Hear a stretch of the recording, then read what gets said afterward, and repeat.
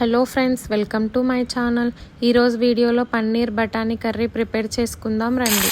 ఒక కడాయిలో oil add చేసి ఆయిల్ వేడైన తర్వాత పన్నీర్ ముక్కల్ని యాడ్ చేసుకొని పన్నీర్ ముక్కలు గోల్డెన్ బ్రౌన్ కలర్ వచ్చేంత వరకు ఫ్రై చేసి పక్కకు తీసి పెట్టుకోవాలి. ఇప్పుడు అదే కడాయిలో 3 మీడియం సైజ్ ఆనియన్స్ని ఇలా ముక్కలుగా కట్ చేసినవి, 2 టమాటాలను యాడ్ చేసుకొని 1 ఇంచ్ దాల్చిన చెక్క, 4 లవంగాలు, ఒక 10-12 జీడిపప్పులను యాడ్ చేసుకొని మిక్స్ చేసుకొని టమాటాల నుంచి స్కిన్ సపరేట్ అయ్యేంత వరకు ఉడికించుకోవాలి. ఇలా బాగా మెత్తగా ఉడికిపోయిన తర్వాత ఒక మిక్సర్ జార్లోకి యాడ్ చేసుకొని మిక్సీ పట్టుకొని పక్కకు పెట్టుకోవాలి.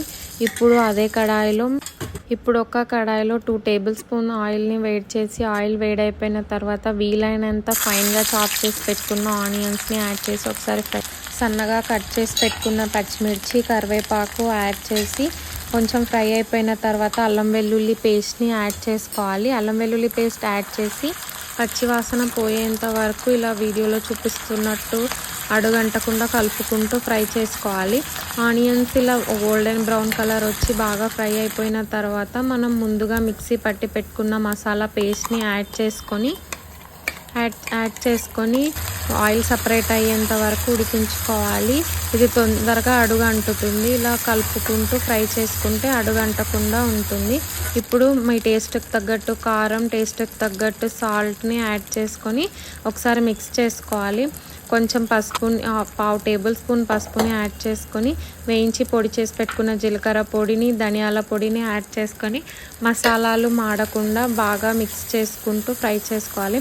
ఇలా ఫ్రై చేసుకున్న తర్వాత మనం మిక్సీ పట్టుకున్న గిన్నెలోకి వాటర్ యాడ్ చేసుకొని ఒకసారి మిక్స్ చేసి ఆ వాటర్ని కర్రీలోకి యాడ్ చేసుకొని 5 మినిట్స్ కలుపుతూ ఉడికించుకోవాలి.